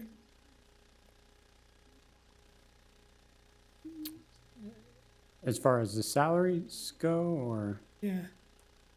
What, can you state your question again? Well, in the top part of this is where it's got elected officials only, and elected officials only. How come we can't go with just that staffing rather than going bottom part? Oh, so you're saying, why don't we just have elected officials Yeah. and no staff whatsoever? Yeah. Yeah, so I think that wouldn't be, right now, there's no proposal on the table to just keep the 3 county commissioners and remove our staff members.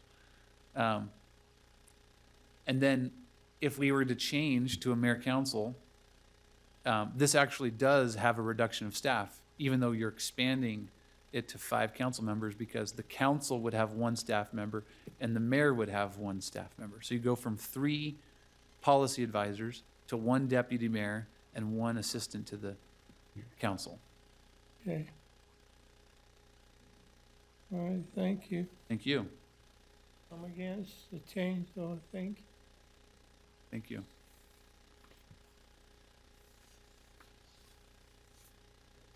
I'm Deborah Herbert from Mapleton, Utah. What is glaringly apparent to me is that these proposals remove the power of the citizens to make choices. If you go to a mayor and deputy mayor system, you're looking at paying those people full-time, while the people who are closest, the council members who are closest to the citizenry, whether you divide them up into 5 sections or whether you divide them up into 3 sections, the council members who should be most accessible to citizens and what citizens want are $20,000 a year part-time. Seriously, you propose they make less than half of the proposed assistant. You're taking the power further and further away from the citizenry with this kind of a plan. I look at this, and under the current system, you each have a policy advisor. Please tell me what your legal county system is for. We pay lawyers on the county system. Why do you need a policy advisor? What are they paying them for? Well, so technically, the civil division that we do rely upon works for the county attorney. They don't actually work for the 3 commissioners. And so if we went to a 5-commissioner system, and you had then among those 5 commissioners a policy advisor, then we keep the power close to the people. You have a mayor and a proposed mayor and a deputy mayor. What you do is make this branch executively top heavy. They are benefited, they are compensated, they are financially supported. And the council members who are closest to the people, the citizenry, are uncompensated. They're unbenefited and they're unsupported. It just is, it's such a glaring, stark, problematic, take the power and the advice of the citizenry as far away from them as you can, and pay to do it.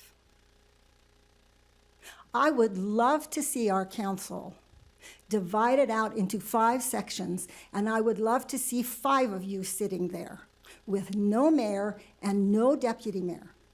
I would love to see you have 1 or 2 assistants, not each of you having a policy advisor, because I think that's duplication of effort.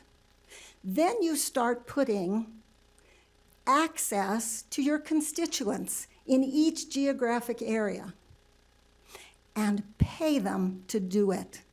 But the minute you go to a form of government that asks me as a councilman to put in my time free of charge at $20,000 a year, seriously, just, it's problematic for me. Do you feel like our state legislators are compensated appropriately?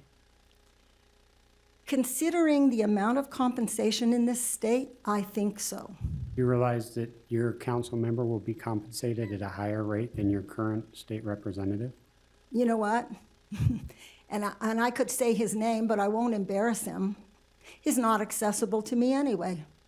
We've tried with our representative, and that's like a zero-sum game. I apologize that you have someone poorly, but we're talking about the compensation levels, and I was just clarifying that this compensation level to hopefully attract quality individuals is actually slightly higher than what the state representatives currently make. You know, I'm sick of hearing the quality individual that we need to be compensated. You pay your accountants $105,000. You have 215 people on this payroll that make over $100,000 in the Utah County government. There just has got to be a better way than making this so executively top-heavy, so far removed from the citizenry, and then you want us to pay for it to be that way. So what do you mean by that, you pay for it? Because this would actually be cheaper than the current plan, and it would certainly be cheaper than having 5 commissioners. Oh, and it takes away from us as citizens access. I'd just like to understand your reasoning, how it takes when we're giving you the 5 representatives in a district that you get with the 5 commissioners in a district, the only difference is the executive responsibility. I guess I'm trying to understand how that takes away your access. I don't think we need an executive responsibility. I would propose a third plan here.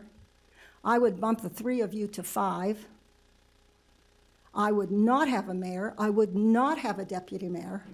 I would not give my power away to 1 or 2 people at the executive top, and then force a 4 to 5 vote. I mean, to overrule the mayor, you want a 4 to 1 vote? What happened to simple majority? A 3-2 vote is good. That model actually follows the model set in the U.S. Constitution for an override in the executive branch. And so given that these are the only 3 possibilities, I say stay with 3 of you. I sure don't want to pay 5 of you and be top-heavy. So you don't want to save money? At the expense of my power as a citizen to have access to my councilman and to run a referendum, which we are currently doing for the 67.5% budget increase. And we will be successful at this referendum. It's our only choice. But you know, running a referendum is expensive. And who does the money fall on? Us as citizens. We've got to go out and beg for money in order to run that referendum and get those signatures. We'll have to do it with this if you guys decide that you want to go top-heavy on the executive Well, route and have a mayor and a deputy This mayor. will be before the people, so it's not our decision, it's the people's decision. So are you saying that the ballot in November will say the current 3-commission system or 5 commissioners with a mayor and a deputy mayor? Because I see 1, 2, 3 plans here. I see 3 different plans. So you're putting 3 different options on the ballot in November? No, you're not. What will be on the ballot as an option in November is the mayor-council form, and if that passes, we will transition to that form. If it doesn't pass, we will stay with the existing form. I vote for the lesser of 2 evils, and that's currently as it exists. Okay, thank you for your comments. I'll make a couple of comments that will address a few of the comments that have been made. One is about concentration of power. I think there's no question, as we talked about, that as we go to an executive, a bad executive, a bad mayor, there's some risk of that in this model. But I do want to make sure that we're clarifying. It's almost as if some of the comments or concerns were saying that by having the mayor be full-time and having their staff be full-time, that's almost a weight against the legislative branch, which is not the case. The legislative branch has their own set of actions that they will take. And so the mayor does not have a vote on those legislative matters. Can I just say, on that comment, if it's the council that's running the show, if it's the council that's making those decisions, why the crud are you paying the mayor so much money? It's the guys that are making $20,000 that are making all the decisions. So on the compensation side, I think that this is standard. You know, when you look at a board of directors, you know, obviously that's more of a part-time commitment versus a hired executive to run the day-to-day functions of a business, or in this case, a county. I'm actually really impressed in our state. I think there's some validity to the argument of what is fair compensation? How do we properly compensate members? Because I do think the worst, we talked about a bad mayor. That's one risk in this system. Another risk in this system is if the council is not engaged, because the council really has a ton of opportunity here to hold the mayor accountable. So if we elect the wrong people who never hold the mayor accountable, they're not engaged, then that's another bad outcome for our system. But I think that we can and we will elect good people to this seat. Now, then the question becomes, well, do you need to compensate? Do you need to incentivize them properly? And Commissioner Ivey made the point about the state legislature. I'm actually really impressed with the level of the people that run for the state legislature. You know, my House rep was Mike Kennedy before he resigned, right? You've got someone who's a doctor, a lawyer, successful entrepreneur, and in his part-time, he's representing my district in the House of Representatives. You know, he was more qualified than a lot of people. I've lived in places that have a full-time state legislature, and you know, I have a question, an open question about that. I think it's a valid point to say, oh, we got to pay a little bit more to attract people. At the same time, you look at Provo City Council, you look at throughout our community, people in our community are willing to serve, not for the money.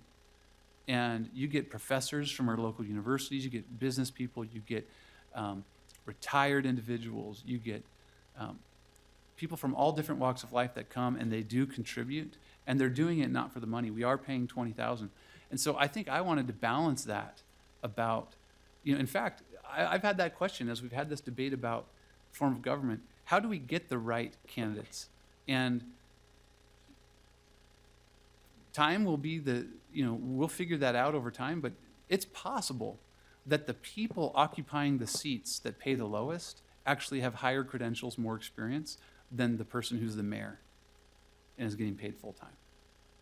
Because there's a certain portion of our population that wants to serve, cares about our community, but they would never give up their full-time responsibilities to serve full-time as a mayor, but they might give whatever time commitment is required to sit on the city council. And when a person like that comes and they're committed and they do their homework, they are holding the mayor accountable and they're responsive to the citizens, and I think our community is better off with those voices at the table. So there's a lot of discussion to be had there on compensation, but that's some of the reasoning that went into it. I think that's always it's a great question, and for me, this is, especially when we look at these type of things, and I look back at the history of our founding, this is a public service. It shouldn't be a career path. And so trying to find the right compensation levels to ensure that it stays as a public service, not as a career path, is a critical component.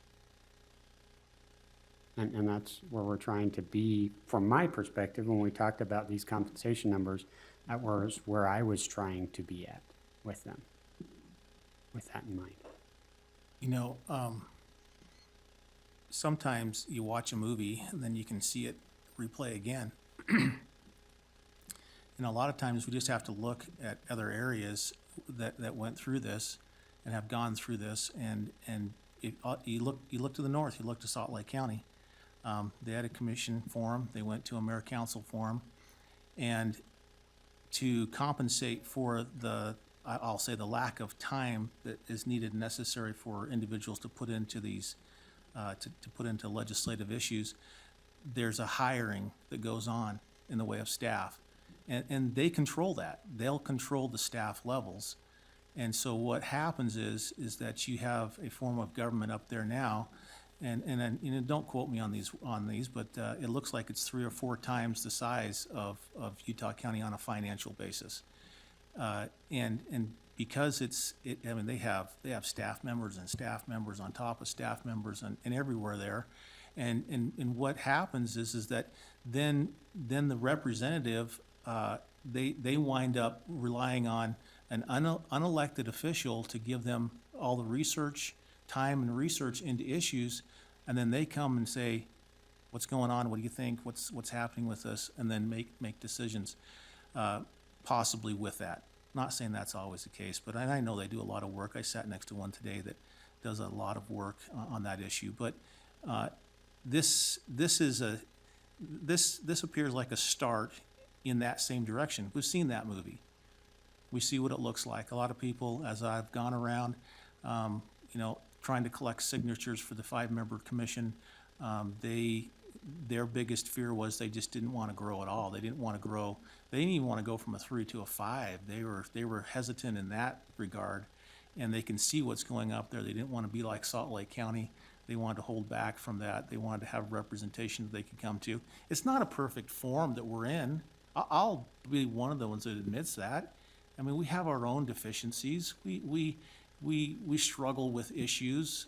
We struggle with how it functions and works, partisan-wise too. We've even had discussions about that. What would happen if we had, you know, 2 of one party and 1 of another party here, and then how would that work? Because we're all of the same party, sometimes we take things for granted, frankly, that we think we're all the same party, therefore this should happen. And so that conversation sometimes might get stymied because of that. So it is an issue. I mean, there's a lot to consider on this as we move forward. It'll be a dialogue, I'm sure, throughout this whole year. There'll be campaigns ramped up for it. It'll be one in which everyone will be asking that question: where do you stand on this issue? Where are you at? What would you like to do? And I'm glad that you're here. I'm glad that you're showing up and asking questions and trying to find out, you know, where you stand with it. Absolutely. I appreciate being here too. The interesting thing for me about movies is if you replaced Russell Crowe with, say, Tom Hanks in Gladiator, I think you'd get a really different movie. And the one thing that's significantly different about Salt Lake County and Utah County is the demographics. Salt Lake County is a populace that is heavily Democratic. The Democrats and the independents who lean more liberal far outweigh the number of Republicans in that county. And so actually the fact that their government is more progressive is actually reflective of their citizenry, not necessarily reflective of the form. And so it's important to keep those things in mind, that the role of representative government is to be reflective of the citizenry. And the reason I'm confident Utah County isn't Salt Lake County is because of our demographics and the political mindset of the people. And one comment that I'll make about this is, I made a statement earlier on that I actually think the very best outcome, regardless of whether this passes or not, the best outcome would be if, as a result of this being on the ballot this year, our residents become more informed about what the county government does and more engaged in the election process, because I do think electing the right people is more important than the form of government. Amen. But the form of government still matters, right? And so this is part of that process. And so when it comes to the cost, we did this analysis right now, and the mayor-council form, as stated, if voted in, is cheaper, saves money. Commissioner Lee makes the point, though, which is a question that I asked as well, is what if you do a historical analysis of other counties that have made the change? What does that cost increase look like? And the truth is, we don't know, right? That depends on what the people want, what the people demand. If part of the election process is, yes, our residents vote to change to a mayor council, and as a result, our citizens are engaged and they say, hey, candidate who's running for county council, are you going to vote to increase salaries? Are you going to add additional staff? Right? And that becomes part of the election process. We can maintain a restrained government. So I don't think that it necessarily has to go that way. It's a reflection of the citizens. It's a reflection of the priorities. I suppose there is some risk there, but there really is more or the same, at least the same level of accountability. It's just, I mean, right now, three county commissioners, we could expand government. We could add staffing levels. And so it's not necessarily inherent in the form.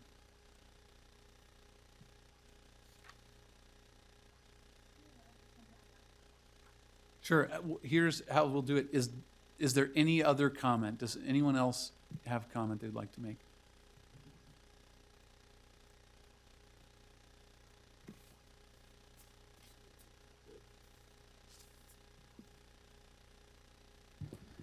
Brian Chapman. I'm one of the people that have been pushing this, and so I obviously have a very strong opinion on the fact that we should go this direction, that this is a desperately needed change. And it's not a desperately needed change because of who's on the commission. It's not a desperately needed change because of personalities or political opinions, but it's because I strongly believe that there is a need. I disagree with Commissioner Lee when he says that there is not a separation of powers, and that it gives too much to the executive. I think that one of the biggest things that I want even is a county council that is more focused on the people, creating the districts, giving them so that they're part-time, so that normal people, I'm sorry, none of you are normal if you want to run for a full-time elected job. Normal people can run and do service on a part-time basis. We see that in city councils. We see that in the legislature here in the state. We see that in other areas even that have changed their form of government in the county levels. That we get more diversity on these councils and commissions. We get more diversity of thought and opinion and more discussion. It doesn't take two people to make a decision.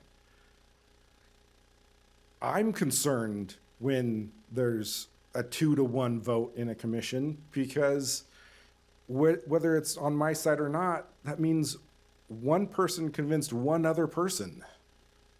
They didn't have to convince 2 or 3 or 4 people.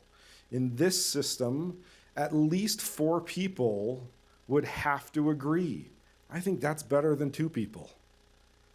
I fundamentally believe that the more people involved in our government, at every level, the better, even when I disagree with them.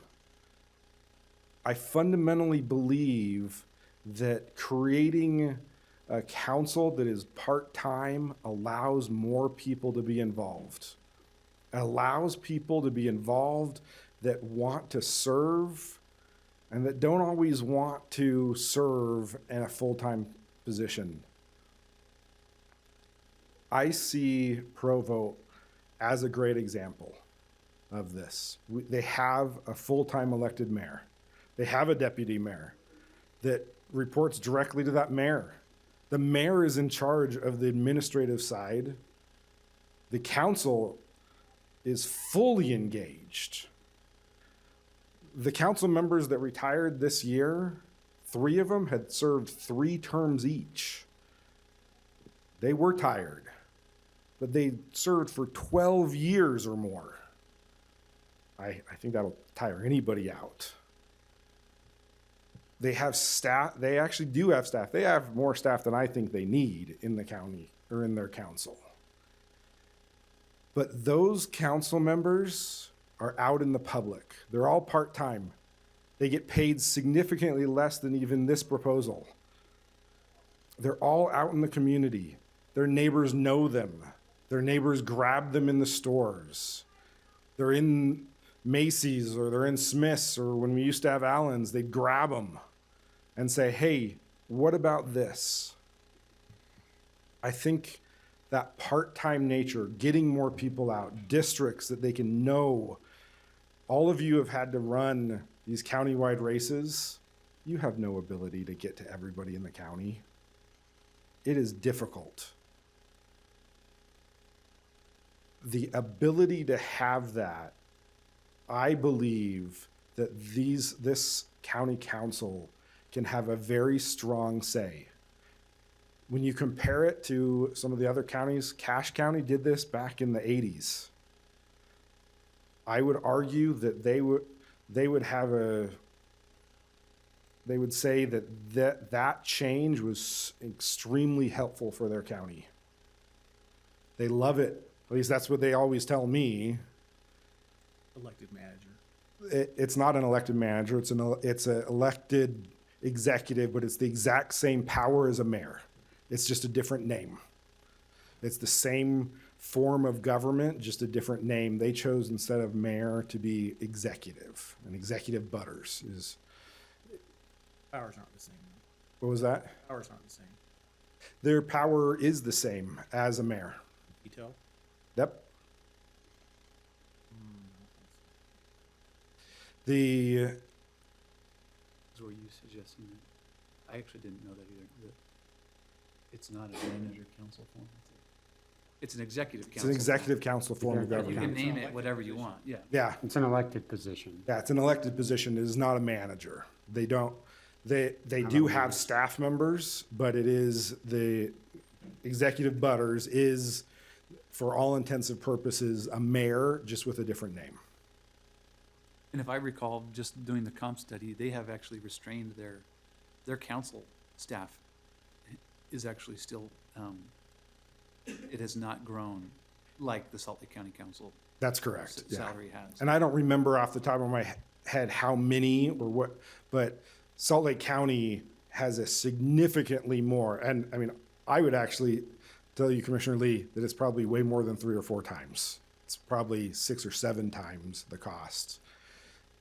But it's because Salt Lake County, for one, does way more than Utah County or Cache County or Summit County or many of these other counties do.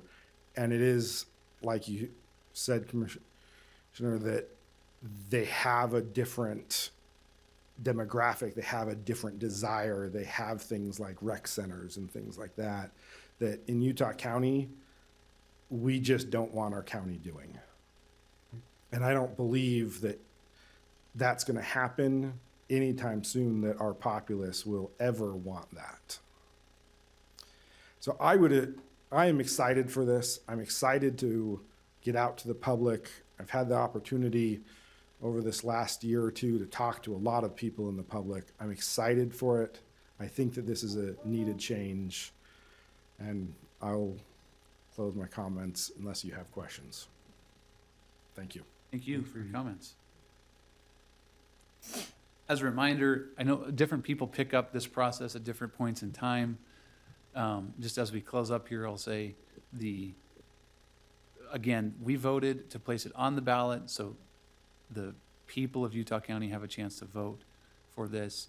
If it were to pass in November of 2020, it would then be implemented in the 2022 elections. So there's a long time between now and November to have this discussion and this dialogue, and this is the first of 4 public meetings that we're required to have by law. But as everyone has mentioned, I'm sure there will be much more dialogue than just those meetings as we get ramped up for the election in November. Yes, we have been going at an hour. We've given everyone a chance. We'll give you a chance to come back up. Is there anyone else who would like to make a public comment? Okay, then we'll make this as a final comment, and we'll try to limit this to 3 minutes. Okay, quickly. I worked with the Salt Lake County Commission, or Salt Lake County Mayor's Office, and their city council was impossible to get to, it seemed like. I dealt with lots of liaisons of the mayor. One issue was the homeless situation, and they had this committee, and they didn't even ask the people with the boots on the ground how to make this happen. And as we see, it's a big flop. They did not, in these resource centers, provide for the amount of population, 1,300 on a cold night in the road home shelter. And so you saw what the Salt Lake City mayor had to do. But it was the Salt Lake County Mayor Special Projects staff that I met with eventually, but it took me forever because I couldn't get in with the mayor. I couldn't get in with the council. I couldn't meet with anyone about it, their committee who was deciding all this. And the scariest thing was a lot of wealthy, prominent business people that we see on commercials and giving millions and everything else were the ones who made the main decision about the things that would happen to these homeless. And those of us that were working with the homeless that knew what they needed, including Matt Mankiewicz, the director that I've worked with for 20 years in Salt Lake City, were not considered. In fact, they didn't even realize. They did an audit and they saw how bad that dilapidated, very dangerous, unhealthy, can't believe it was okay to run it that way. People were dying in there. It was so unhealthy and disgusting. They had to hire thugs, guards, instead of people to help these homeless. And most of the population that I work with were disabled and elderly. And what's happened is creating these resource centers that are all over the place, impossible for these homeless people to get to. They are not even allowed to have pets, though they were allowed in the other shelter. A lot of things weren't considered. How are each population addressed? The disabled, the elderly, the mentally ill. These resource centers separate them by sex. Women go here, men go there. It was so poorly thought through, and yet we had no access to that Salt Lake County Mayor's office, and we still don't. I deal with them on the charging stations, EVs, and I go to the UCare meetings. I do all these things, which I brought you guys some things to give to you as an example of maybe what we could look into. But the accessibility to these people is not there. We have had wonderful accessibility in 40 years to the county commissioners. And that's what my biggest fear is that's going to happen. We can see it happening with the inland port. My friend's one who's running for county mayor, so maybe he can have a little more say in it because they've had no access. Why do you think they protest on the streets? That's how they got Salt Lake Mayor, the new one, Mendenhall, to get something open because these people were dying on the street, freezing to death because there was nowhere for them to go. It was such poor planning. Well, the inland port people, they don't have access either because that board that's deciding everything, who elected that board? Nobody. Somebody appointed that board. And they have a lot of interesting conflicts of interest to making decisions for Salt Lake, which has the poor air quality and everything. And a report just came out showing that their plans aren't very well thought through. Okay? That's the danger of a county mayor and city council that I've experienced in the last 20 years working with people in Salt Lake. We just don't have the access to them. It's the staff we end up talking with. And here we speak with you guys directly. So that's just my fear. Thank you for your comments. Let's see, motion to,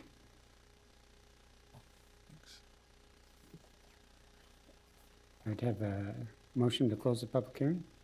Second? A motion and a second to close the public hearing. All in favor, say aye. Aye. Aye. Passes 3-0. Final motion? Motion to adjourn. Second? Motion and a second to adjourn. All in favor, say aye. Aye. We're adjourned.